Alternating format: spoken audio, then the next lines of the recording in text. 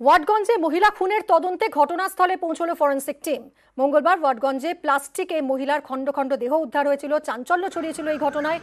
গতকাল এর পরিচয় মেলে নিহত মহিলার। দুর্গা সরখেল নামে ওই মহিলা 3 দিন ধরে নিখোঁজ ছিলেন।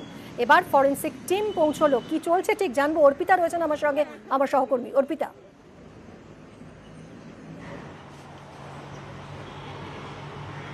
দেখো, তোমাকে জানাই যে ঠিক 3:14 নাগাদ এই ওয়াটগঞ্জ এলাকা যেখানে কিনা ঘটনাস্থল, সেই ঘটনাস্থলে ফরেন্সিক টিমের আধিকারিকরা এসে পৌঁছান এবং তাদের টিমে সেখানে কিন্তু বিভিন্ন যেখানে কিনা তার দেহাংশ পড়েছিল ওই মহিলার, দুর্গা সরকেলের, সেই সমস্ত জায়গা তারা খতিয়ে দেখে, হাতের ছাপ এবং নমুনা তারা সংগ্রহ করে। সেখান থেকে বিভিন্ন জায়গায় সেই ছবি কিন্তু তারাও ক্যামেরাবন্দি করে রাখেন এবং তারই সঙ্গে কলকাতা পুলিশের হোমিসাইড শাখার আধিকারিকরা তারাও কিন্তু রয়েছেন এবং গোটা ঘটনাস্থল থেকে তারাও নমুনা সংগ্রহ করেছেন।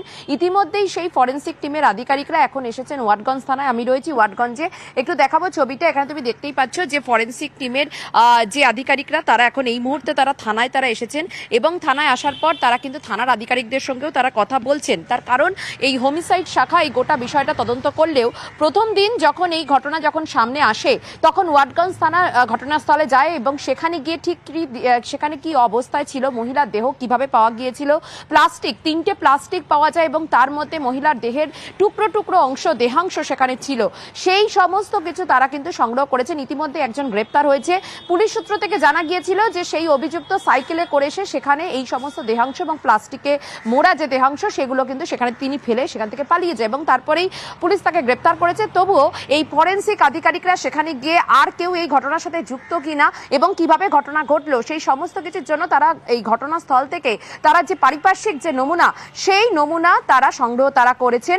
ইতিমধ্যেই হাতের ছাপ এবং যে সমস্ত জায়গা দিয়ে তারা গেছেন সেই সমস্ত, অর্থাৎ যেখানে কিনা অভিযুক্ত গেছে সেইখানকে যে পথ, সেই রাস্তা এবং যে সমস্ত জায়গায় ফেলা ছিল সেই দেহাংশ, সেই সমস্ত জায়গায় তারা নমুনা তারা সংগ্রহ করেছেন এবং তারা ওয়াটগঞ্জ থানায় এসেছেন। সেখানকার আধিকারিকদের সঙ্গে এখন এই মুহূর্তে কথা বলছে মিমি। অর্পিতা, ইতিমধ্যে এই ঘটনায় ভাসুরকে গ্রেফতার করা হয়েছে, তাকে জেরা করে কিছু জানা যাচ্ছে?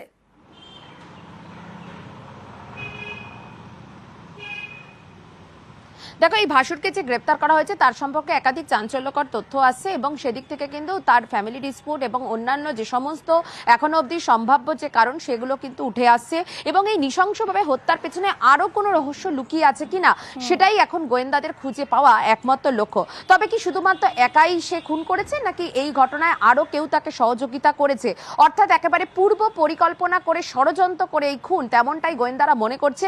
আর সেই কারণেই পারিপার্শ্বিক এভিডেন্সটা অত্যন্ত প্রয়োজন বা এই পারিপার্শ্বিক যে তথ্য প্রমাণ সেটা অত্যন্ত গুরুত্বপূর্ণ। সেই কারণেই আজকে ফরেন্সিক টিমের আধিকারিকরা ঘটনাস্থলে যায় এবং সেখান থেকে তারা নমুনা সংগ্রহ করেছেন এবং ইতিমধ্যেই ওয়াটগঞ্জ থানার আধিকারিকদের সঙ্গে তারা কথা বলছেন এবং অভিযুক্তের যে বয়ান, সেই বয়ানও কিন্তু রেকর্ড করা হয়েছে। তার বয়ান একাধিক সময় বদল হয়েছে, সেই বিষয়টা খতিয়ে দেখছে গোয়েন্দারা। অনেক ধন্যবাদ অর্পিতা।